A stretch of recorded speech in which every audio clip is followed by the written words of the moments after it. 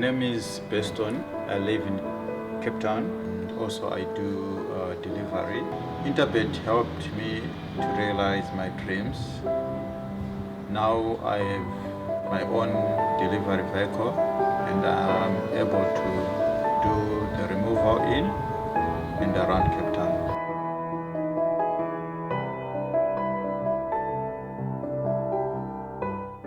Racing takes place this weekend in KwaZulu-Natal on Sunday the 3rd of October 2021.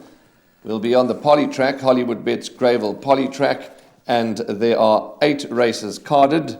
The very first race is going to go off at 12:45, a quarter to 1, a little bit of a latish start, or a later start than normal. Only 8 races. It is the first leg of the bipot.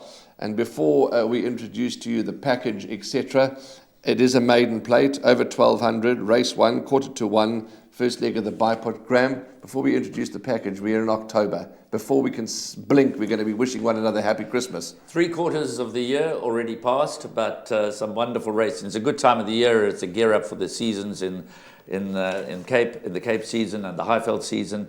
But obviously, we love our KZN racing just as much. Let's go to the package. Race 1, we have a rerun of number 4, Venerable, when finishing 5th on debut. So just keep an eye out. Finished 5th. You may ask, well, why are we showing you a horse that ran 5th? Well, it was his debut performance, and it was quite good. And we spoke to Carl Hewitson. So take a look at this package, and we'll come back to you soon. And behind that, Venerable, it's Geronimo and Trade War as they come to the last 150 metres. Geronimo on the inside, but Trade War's coming strongly now, and Trade War takes it up over the last 100 metres, and Trade War's going on to win it. Second position will go to All the Time, third to Geronimo, and then Fiery Duke. Yeah, Triton, he's a nice little horse. He's had the one run. I took him out to Scottsville. I was pleased with his run. I think he ran 6th or 7th. He wasn't beaten too far. He'll definitely come on for the run. Whether he'll win this time round remains to be seen. I think he's probably looking for a stretch further. He has been to Greyville before. I've galloped him there, so that'll be an advantage for him. I do expect him to run a good race. He hasn't got the best of draws, but I think he'll be thereabouts. Interesting feedback there, Graham, about Triton. He has been to the course for a gallop, so that's a positive. He has raced here as well, but that was on the turf. Let's start with Venerable, Gavin van Zyle's horse for the Werners and a whole host of owners, neatly drawn, Warren Kennedy. I was impressed with that debut performance. I thought he ran well, green, in snatches, but he's entitled to do that. I am worried that he comes to the course for the first time here, but he looks to be a progressive colt, beautifully bred. Very nicely bred colt. He wasn't fancied on debut, obviously, drifted out from 2-1 to 5-1. I think he's going to love going around the turn. I'm still a bit concerned that 1200 metres might be a little on the sharp side. The Gavin van Zyl stable has been quiet, but the wheel's got to start turning any day now, and it could start turning with number 4, Venerable, in the opener. He's been priced up very short in the market at 14-10. The second choice is number 11, Never Ending Love, at 33-10. And then only 2 other runners quoted in single figures, number 2, Bim Bam Buddy, at 11-2, and number 3, Bless Me Fred, at 6-1. So those are the 4 runners that are quoted in single figures. Now, Never Ending Love is much more experienced than number 4, Venerable, and his form is fair without being overly exciting. But with Richard Fourie in the irons, he does have an awkward draw to overcome. He certainly warrants consideration and warrants respect here. Bim Bam Buddy ran Warren in the same race with Trade War. He finished a couple of lengths behind Venerable, so I can't see why Bim Bam Buddy would reverse the order with Venerable. Bless Me Fred comes out of the Noble Sniper form line, which is starting to produce winners and place runners from that form line.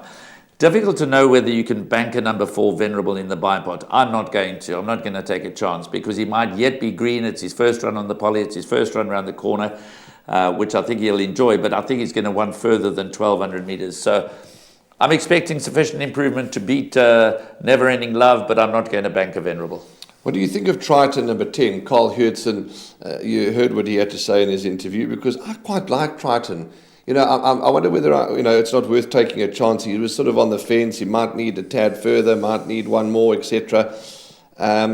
But I'm not going to ignore this horse. I quite like Triton. I think obviously when you've got to look a bit wider when you're starting to look at your trifectas and your quartets and so on, he's certainly one that you've got to consider to throw into the back end of trifectas and quartets. I do agree with Carl Hewitson. I think he's teaching the horse to race, hence the reason to keep him over shorter distances for the time being. But certainly on his pedigree, being by Jackson out of a Wolfhound mare, I would expect him to want at least a mile to be most effective. But then that same comment could be true of number 4, Venerable. That's what worries me about Venerable. But Venerable may have enough class, Silvana out of a Captain Elmer, may have enough class to deal with the fact that this trip might be on the sharp side for him. But I think it's quite a tricky start. I wouldn't, whatever the outcome, I wouldn't be rushing to grab the 14 to 10 Venerable.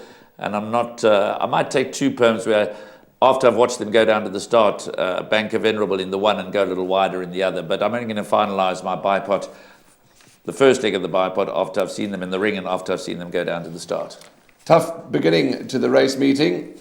So if you're not in the camp of Venerable or Triton or Never Ending Love, well then you've got to look at horses like Bim Bam Buddy and Bless Me Fred. But the first leg of the bipod, I think what's safe to say is take maybe 1 or 2 perms. One, do what Graham's going to do, bank a Venerable, and the other load up, because it is quite a trappy start. My name's Danny Diliberto, founder of Ladles of Love. It was founded back in 2014. Communities we work with are all over the peninsula, and we're working with 138 beneficiaries now. We've grown exponentially. We've been able to do that because of all the kindness that we have experienced from individuals and corporates such as Interbet, who just want to be part of the change.